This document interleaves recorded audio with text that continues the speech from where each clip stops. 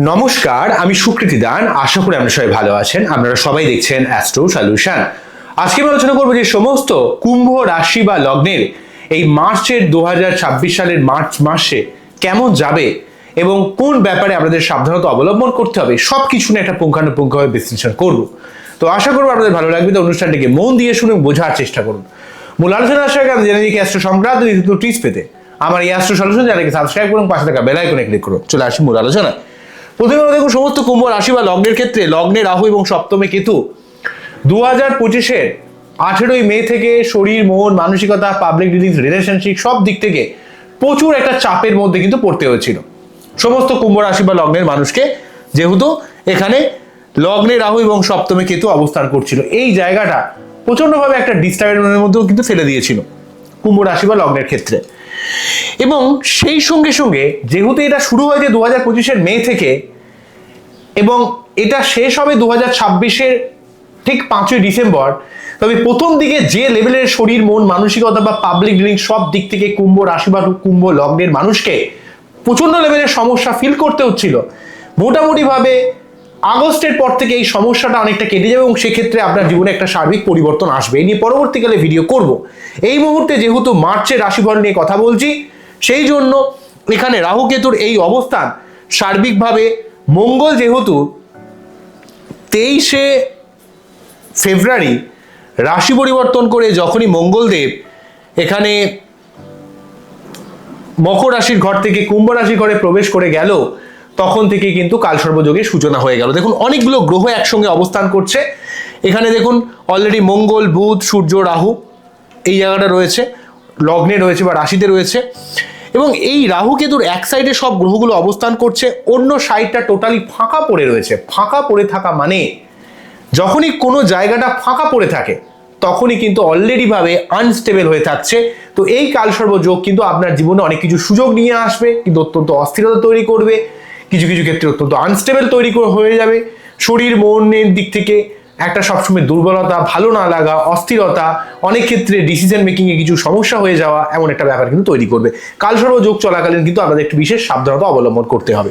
কিন্তু অন্যদিক থেকে বলতে গেলে যদি খুব ভালোভাবে খেয়াল করেন, দেখবেন এখানে সূর্যদেব হচ্ছে সপ্তমপতি, মঙ্গল হচ্ছে আপনাদের ক্ষেত্রে দশমপতি, ঠিক আছে, 11, 12, 1 এবং দশমপতি এবং তৃতীয়পতি মঙ্গলদেব।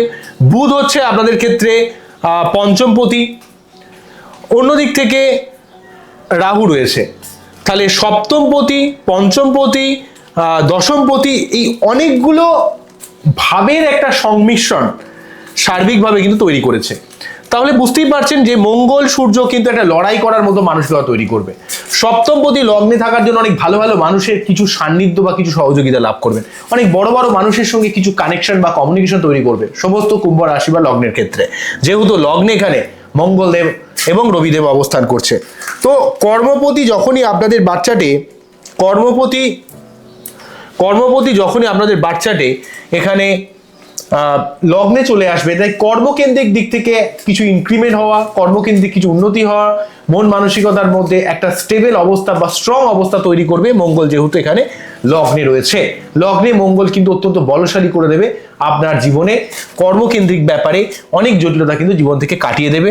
বুধ লগ্নে থাকার জন্য একটা সার্বিক কমিউনিকেশনের মাধ্যমে, বুদ্ধির মাধ্যমে, যেহেতু পঞ্চমপতি লগ্নে গেছে, তাই আপনার বুদ্ধিকে অনেকটা আপডেট করবে বা অনেক কানেকশন বা কমিউনিকেশনের জায়গা বা ক্রিয়েটিভিটির জায়গা বা আপনার মানুষের সঙ্গে সার্বিক যোগাযোগের জায়গায় বুধ কিন্তু অনেকটা হেল্প করবে।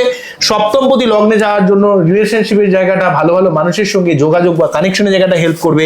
দশমপতি মঙ্গল লগ্নে যাওয়ার জন্য কিন্তু এখানে কর্মের জায়গায় সার্বিক একটা সুবিধা কিন্তু দেবে। বোঝা গেল কি বললাম? কিন্তু যেহেতু রাহুর সঙ্গে এই গ্রহগুলো যুক্ত হয়েছে, তাই অবশ্যই এমন পজিটিভ ফলও থাকবে। রাহুর সঙ্গে যুক্ত থাকার জন্য রবি রাহু যোগ গ্রহণ দোষের জন্য কিছু কিছু ক্ষেত্রে মানসম্মান হানি হয়ে যাওয়া, পিতার শরীর স্বাস্থ্যের ব্যাপারে একটু যত্নশীল হতে হবে। আবার রাহু বুধের যোগের জন্য আপনার মধ্যে একটু স্টেট কার কথা বলে দেওয়া, ছোটখাটো ব্যাপারে মানুষের সঙ্গে একটা মনোমালিন্য ক্রিয়েট করা, মিসকমিউনিকেশন তৈরি করে দেওয়া। আবার মঙ্গল রাহু যোগের জন্য অঙ্গারক যোগ কিন্তু কিছু কিছু ক্ষেত্রে আপনার সব সময় কিন্তু একটা রাগ জেদ অত্যন্ত বাড়িয়ে দেবে। মঙ্গল রাহু এই যোগ কিন্তু আমাদের ক্ষেত্রে অত্যন্ত রাগ জেদের পরিমাণকে অনেক বাড়িয়ে দেবে। মঙ্গল রাহু এই যোগ কিন্তু আপনাদের অত্যন্ত খিটখিটে করে দেবে। মঙ্গল রাহু যোগ কিন্তু বাড়ি ইলেকট্রনিক্স জিনিস খারাপ করে দেওয়া, আপনার মন মানসিকতার মধ্যে অত্যন্ত অস্থিরতা তৈরি করে দেওয়া, এই ব্যাপারটা তৈরি করবে। কিন্তু যদি আবার আমি ঘুরিয়ে বলি, যেহেতু রাহু লগ্নে থাকলে, রাহু অ্যাকচুয়ালি কি ছায়া গ্রহ, মানুষকে ভুল পথে চালিত করে, মানুষকে আরো অস্থির করে তোলে। তো এই রাহু লগ্নে থাকলে যে লেভেলে ডিস্টার্ব তৈরি করে, তো এখানে মঙ্গল বুধ বা সূর্য এই গ্রহগুলো একসঙ্গে থেকে সার্বিকভাবে কিন্তু একসঙ্গে থেকে রাহুর নেগেটিভ প্রভাবকে কিন্তু এই মঙ্গল রবি এবং বুধ কিন্তু অনেকটা ডিস্টার্বটাকে কিন্তু অনেকটা কাটিয়ে দিচ্ছে। যে ডিস্টার্ব কাটিয়ে দেওয়ার জন্য কিন্তু আপনাদের জীবনে লং টার্ম বিশেষে কিছু সাফল্য বা কিছু উন্নতির একটা সম্ভাবনা কিন্তু সমস্ত কুম্ভ রাশি বা লগ্নের ক্ষেত্রে ক্রিয়েট করবে, যেটা অত্যন্ত পজিটিভ থাকছে, যেটা অত্যন্ত ভাবে একটা সার্বিক একটা পজিটিভ অবস্থা কিন্তু তৈরি করবে। ঠিক আছে, তাহলে রাহুর নেগেটিভিটিটাকে কিন্তু অনেকটা মঙ্গলদেব বা সূর্যদেব বা বুধদেব কিন্তু সেটা অনেকটা কাটিয়ে দেবে, যেটা কাটিয়ে দেওয়ার কারণে কিন্তু আপনার লড়াই করার মতো একটা মানসিকতা বা আপনার যে কোনো কাজ থেকে টেনে হিজড়ে বার করার মতো একটা ক্ষমতা কিন্তু প্রদান করবে। দেখুন, একসঙ্গে অনেকগুলো গ্রহ চলে আসা মানে আপনার একটা সার্বিকভাবে কিন্তু অনেক কানেকশন তৈরি করে। ঠিক আছে, কেননা অলরেডি দেখুন সপ্তমপতি, দশমপতি এবং সেই সঙ্গে পঞ্চমপতি, এবং পঞ্চমের সঙ্গে সপ্তমের যেহেতু কানেকশন, পঞ্চমের সঙ্গে সপ্তমের কানেকশন মানে একটা প্রেম বিবাহ যোগেরও ব্যাপার কিন্তু তৈরি করবে। আপনাদের জীবনের সার্বিক প্রেম বিবাহ যোগের অবস্থাও কিন্তু সমস্তভাবে কিন্তু তৈরি করে দেবে সমস্ত এখানে কুম্ভ রাশি বা লগ্নের ক্ষেত্রে। এটা কিন্তু অত্যন্ত গুরুত্বপূর্ণ থাকছে। অন্যদিক থেকে যে ব্যাপারটা বলবো, যে সপ্তম ভাবে কেতু থাকার জন্য অনেক মানুষের থেকে যে গোপন শত্রুতার ব্যাপার তৈরি করেছিল, অনেক মানুষের কাছে যে আপনার লাইফে কানেকশন বা কমিউনিকেশনের জায়গাটা ভুল হচ্ছিল সপ্তম ভাবে কেতু থাকার জন্য, সেই জায়গাটা কিন্তু অনেকটা জীবন থেকে কিন্তু অনেকটা কাটিয়ে দেবে। জীবন থেকে অনেকটা নেগেটিভিটি কিন্তু ব্যাপারটা কিন্তু আপনার জীবন থেকে সরে যাবে। এই ব্যাপারটা অত্যন্ত একটা পজিটিভ জায়গা থাকছে। অন্যদিক থেকে দেখুন, শনি এবং শুক্র যোগ দ্বিতীয়ভাবে তৈরি হয়েছে। তো এই শনি শুক্র যোগ কিন্তু সমস্ত কুম্ভ রাশির ক্ষেত্রে কিন্তু শনি শুক্র এই যোগ সার্বিকভাবে কিন্তু অর্থকেন্দ্রিক দিক থেকে লং টার্ম বিশেষে ইনভেস্টের দিক থেকে ভালো হলেও শনি শুক্র কিন্তু, শুক্র যেহেতু আপনাদের ক্ষেত্রে ভাগ্যপতি, সেই শনি শুক্র যোগ কিন্তু ভাগ্যের জায়গায় প্রচুর একটা বিড়ম্বনার মধ্যে ফেলবে, প্রচুর একটা অস্থিরতার মধ্যে ফেলবে। শনি শুক্র যোগ কিন্তু অনেক অনেক ক্ষেত্রে আপনার অর্থকেন্দ্রিক দিক থেকে সহজে যে অর্থ প্রাপ্তি, সেই জায়গাগুলোতে কিছু না কিছু ডিস্টারবেন্স কিন্তু শনি শুক্র যোগে তৈরি করতে পারে। অনেক ক্ষেত্রে অর্থ প্রাপ্তির দিক থেকে বা কিছু রকমের প্রাপ্তির দিক থেকে এখানে শনি শুক্র যোগ কিন্তু কিছু ডিস্টার্ব কিন্তু তৈরি করতে পারে। ঠিক আছে, তো এই ব্যাপারটা রয়েছে শনি শুক্র এই যোগটা। তবে আপনাকে একটু আত্মীয় স্বজনের সঙ্গে সম্পর্কের দিক থেকে কিছু ডিস্টারবেন্স তৈরি করতে পারে, বা শনি শুক্র যোগ কিন্তু আপনাদের অনেক ক্ষেত্রে অর্থ সেভিংস এর ব্যাপারেও কিন্তু কিছু না কিছু ডিস্টারবেন্স কিন্তু তৈরি করতে পারে। এই ব্যাপারটা কিন্তু একটু সাবধান হতে হবে আপনাদের। তবে শনি সেকেন্ড হাউসে থাকলে যদি খাটেন, যদি পরিশ্রম করেন, যদি চেষ্টা করেন, যদি লড়াই করেন, তাহলে কিন্তু আপনাদের জীবনে কর্মকেন্দ্রিক দিক থেকে বা অর্থকেন্দ্রিক দিক থেকে লং টার্ম বিশেষ না কিছু সহযোগিতা কিন্তু অবশ্যই প্রদান করবে।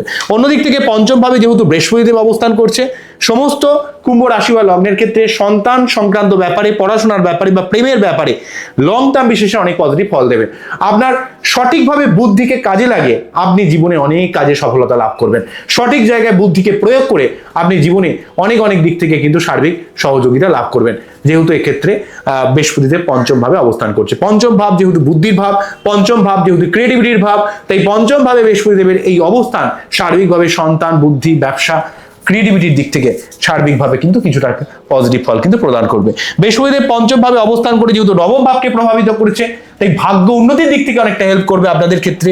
এবং এখানে বৃহস্পতিদেব এখান থেকে 11th হাউসকে প্রভাবিত করার জন্য কিন্তু আপনার জীবনে সার্বিক স্বপ্ন পূরণ বা জীবনের সার্বিক আপনার অনেক দিনের কোনো আশা যেমন পূরণ করবে, তেমন অর্থ প্রাপ্তির দিক থেকেও আপনাকে অনেকটা পজিটিভ ফল দেবে। এবং বৃহস্পতিদেব লগ্ন বা রাশিকে প্রভাবিত করার জন্য রাহুর নেগেটিভ প্রভাবটাকেও কিন্তু অনেকটা কমানোর চেষ্টা করবে। আপনার জীবনে রাহুর নেগেটিভ প্রভাব ব্যাপারটাকেও কিন্তু অনেকটা জীবন থেকে কমিয়ে দেবে, যেটা অত্যন্ত একটা পজিটিভ থাকছে সমস্ত কুম্ভ রাশি বা লগ্নের ক্ষেত্রে। কতগুলো কথাকে আপনাদের বলতে হবে, সেটা হচ্ছে 15 তারিখ পর্যন্ত সূর্যদেব কিন্তু এখানে লগ্নের অবস্থান করবে। তো সূর্য রাহু এই যে গ্রহণ দোষ, সূর্য রাহু এই যে গ্রহণ দোষ, অ্যাকচুয়ালি কিন্তু আপনাদের মাঝে মাঝে মান সম্মান হানি বা পিতার শরীর স্বাস্থ্যের ব্যাপারে কিন্তু যত্নশীল আপনাদের হতে হবে। এবং লাইফ পার্টনারে কিছু শরীর স্বাস্থ্য খারাপ, ঠিক আছে, বা এই ব্যাপারটা কিন্তু হতে পারে। এবং সেই সঙ্গে যেহেতু এখানে সূর্যদেব নিজে কিন্তু 15ই মার্চ কিন্তু রাশি পরিবর্তন করে এখানে চলে যাবে, দ্বিতীয়ভাবে চলে যাবে, এখানে যুক্ত হবে সূর্যদেব তো সূর্য শনি যোগটা কিন্তু 15ই মার্চের পর কিন্তু তৈরি করবে। তাই 15ই মার্চের পর সূর্য শনি যোগ সার্বিকভাবে কিন্তু আপনার অনেক অনেক কাজের ক্ষেত্রে প্রচুর খাটতে হবে, পরিশ্রম করতে হবে, কারণ সূর্যদেব কিন্তু প্রচুর পীড়িত থাকছে এই সময়টা। আমি যে সময় ভিডিও করছি প্রথম 2 সপ্তাহ কিন্তু রাহুর দ্বারা পীড়িত হয়ে থাকবে, তারপরে 2 সপ্তাহ কিন্তু শনির দ্বারা পীড়িত হয়ে থাকবে। তাই সূর্যের জন্য প্রতিদিন আমাদের সূর্য প্রণাম আবশ্যক, ঠিক আছে, কারণ সূর্যদেব কিন্তু এক্ষেত্রে পীড়িত হয়ে যাচ্ছে প্রথমে রাহুর দ্বারা এবং তারপরে কিন্তু শনির দ্বারা। এই ব্যাপারটা কিন্তু আমাদের একটু সাবধানতা অবলম্বন করতে হবে সমস্ত কুম্ভ রাশি বা লগ্নের ক্ষেত্রে। অন্যদিক থেকে বলতে গেলে 11ই মার্চের পর থেকে বৃহস্পতির পঞ্চম ভাবে থাকার জন্য যে পেট সংক্রান্ত প্রবলেম ক্রিয়েট করছিল, ঠিক আছে, অনেক ক্ষেত্রে বুদ্ধি ইমপ্লিমেন্টেশনের যে সমস্যা হচ্ছিল, কারণ যখন কোনো গ্রহ বক্রী থাকে সেটা শুভ গ্রহ হলে অবশ্যই স্ট্রং হয়, কিন্তু বক্রী থাকার জন্য অত্যন্ত আনস্টেবিলিটি তৈরি করে। কিন্তু বৃহস্পতিদেব 11ই মার্চের পর মার্গী হওয়ার জন্য আপনাদের সঠিকভাবে বুদ্ধি ইমপ্লিমেন্টেশন, সঠিকভাবে আপনার মনস্থির করার ক্ষমতা, সন্তানের দিক থেকে বা সঠিকভাবে বুদ্ধি ইমপ্লিমেন্ট করার দিক থেকে বা পড়াশোনা কেন্দ্রিক ব্যাপারে বা ব্যবসা কেন্দ্রিক ব্যাপারে সঠিকভাবে কিন্তু লাইফে ডিসিশন নিতে পারবেন। বৃহস্পতিদেব নিজে কিন্তু 11ই মার্চের পর থেকে আপনার নিজের বুদ্ধি ইমপ্লিমেন্টেশন, জীবনের সার্বিক উন্নতি এবং সেই সঙ্গে ভাগ্যের উন্নতি, অর্থপ্রাপ্তি এবং মন মানসিকতার মধ্যে যথেষ্ট পজিটিভ ফল দেবে। কিন্তু শুক্র টোটাল মার্চ মাস জুড়ে কিন্তু মোটামুটিভাবে 6ই মার্চ থেকে 26শে মার্চ পর্যন্ত শনির সঙ্গে যুক্ত হওয়ার জন্য নবমপতির সঙ্গে লগ্নপতির কানেকশন অ্যাকচুয়ালি ভাগ্যনদীর দিক থেকে ভালো হলেও শনি শুক্র যোগ কিন্তু ভোগের দিক থেকে বা ভালো থাকার দিক থেকে কিছু ডিস্টার্ব তৈরি করে। শুক্র শনি যোগ কিন্তু মানুষকে অত্যন্ত অস্থির করে দেয়। তাহলে এই মার্চ মাসে কিন্তু রবি সব থেকে বেশি পীড়িত থাকছে প্রথমে রাহুর দ্বারা এবং তারপরে হচ্ছে শনির দ্বারা। এই সময়টা এর জন্য আপনাদের সাবধানতা অবলম্বন করতে হবে। তো রাহুর দ্বারা এবং শনির দ্বারা যেহেতু পীড়িত হয়ে থাকবে সূর্যদেব, তাই প্রতিদিন আমাদের সূর্য প্রণাম করা আবশ্যক থাকবে এবং রাহুর মন্ত্র পাঠ করতে হবে। জেনারেলি ভাবে এই কালসর্প যোগটা অ্যাকচুয়ালি রাহু কেতুর এক সাইডে সব গ্রহগুলো অবস্থান করবে হচ্ছে 23শে ফেব্রুয়ারি 2026 থেকে 1 আগস্ট 2026 পর্যন্ত এখানে অবস্থান করবে। তারপর কিন্তু শুধুমাত্র যখন শুক্রদেব রাশি পরিবর্তন করে অষ্টম ভাবে প্রবেশ করবে, দুস্থান হলেও তখনই কিন্তু সেটা হচ্ছে 1 আগস্ট, তবে থেকেই কিন্তু কালসর্পযোগ খণ্ডন হবে। আমি বোঝাতে পারলাম কোন জায়গাটা আপনাদের ইন্ডিকেট করছি, তখনই কিন্তু আলটিমেট কালসর্পযোগটা সরবে। এই মাসে 2 গ্রহের রাশি পরিবর্তন হবে, একটা হচ্ছে সূর্যদেব 15ই মার্চ এখানে চলে যাবে, 26শে মার্চ শুক্রদেব এখান থেকে রাশি পরিবর্তন করে 3rd হাউসে অবস্থান করবে, ঠিক আছে। তো এই 2 রাশি পরিবর্তন হবে এবং বৃহস্পতিদেব অলরেডি মার্গী হবে। এই 3টে চেঞ্জ কিন্তু এই মাসে আমরা দেখব, ঠিক আছে। তো কালসর্পযোগ একদিক থেকে যেমন মেন্টাল দিক থেকে অস্থিরতা তৈরি করবে, মানসিকভাবে অতৃপ্ত করে তুলবে, তেমন এই কালসর্পযোগ কিন্তু আপনার জীবনে অনেক অসম্ভবকে সম্ভব করবে। আপনার জীবনে দীর্ঘমেয়াদী কোনো সমস্যার একটা সঠিক কোনো একটা প্রতিকার প্রতিবিধানও কিন্তু করিয়ে দেবে। এটা অত্যন্ত গুরুত্বপূর্ণ থাকছে। এই হলো ব্যাপার, বোঝা গেল কি বললাম? এই হলো মেন জায়গা, এই ব্যাপারটা কিন্তু ক্রিয়েট করছে। আচ্ছা, নেক্সট যে ব্যাপারটা বলবো সেটা হচ্ছে আপনাদের ক্ষেত্রে যেহেতু রাহু মঙ্গল যোগ রয়েছে, তো আপনাদের ক্ষেত্রে এই মার্চ মাসে একটু হনুমান চল্লিশা প্রতি মঙ্গলবার 3 বার করে পাঠ করবেন, ঠিক আছে। কোথাও অযথা কথা বলবেন না, দুমদাম ভাবে রেগে গিয়ে কিছু কথা বলবেন না, মাথা গরম করবেন না। খুব একটুতেই মাথা গরম হবে যেহেতু এক্ষেত্রে মঙ্গল রাহু যোগ রয়েছে, অঙ্গারক যুগটা লগ্নে তৈরি হয়ে রয়েছে, ঠিক আছে। একটু তিতিবিরক্ত লাগবে সব ক্ষেত্রে, এবার ইমিউনিটি পাওয়ার একটু কম হয়ে যাবে। 15ই মার্চের পর থেকে শনি রবি যোগের জন্য পিতা শরীর স্বাস্থ্যের ব্যাপারে আপনাকে যত্নশীল হতে হবে, ঠিক আছে। বা আপনাদের ক্ষেত্রে কিন্তু লাইফ পার্টনারের শরীর স্বাস্থ্যের ব্যাপারেও একটু সাবধান হতে হবে। বা যারা বিয়ে থা করতে চাইছেন, বিয়ে থারও কিছু সুযোগ তৈরি করবে ডেফিনেটলি ভাবে, যেহেতু সপ্তমপতি লগ্নে রয়েছে, অনেকগুলো গ্রহের সমন্বয়, কিন্তু তবুও আপনাদের ক্ষেত্রে কিন্তু একটু মাথা গরম করলে হবে না, একটু মাথা ঠান্ডা রেখে কাজ করতে হবে। বোঝা গেল কি বললাম? এই হলো ওভারঅল ব্যাপার। সূর্যদেব তাহলে 15ই মার্চের পর এখানে গিয়ে ঢুকবে, 2nd হাউসে গিয়ে ঢুকবে এবং শুক্রদেব 26শে মার্চের পর এখানে চলে যাবে। এই হলো মোটামুটি ভাবে টোটালি মার্চের অবস্থান, মার্চের জন্য টোটালি রাশিফল। আমার এই টোটাল অনুষ্ঠানটিকে আমাদের কতটা ভালো লাগলো, কতটা আমাকে ফিল করলেন, কতটা বুঝলেন, অবশ্যই আমাকে কমেন্ট সেকশনে জানাবেন। আপনারা খুব ভালো থাকুন, অ্যাস্ট্রোসার্চ দেখতে থাকুন। নমস্কার, থ্যাংক ইউ।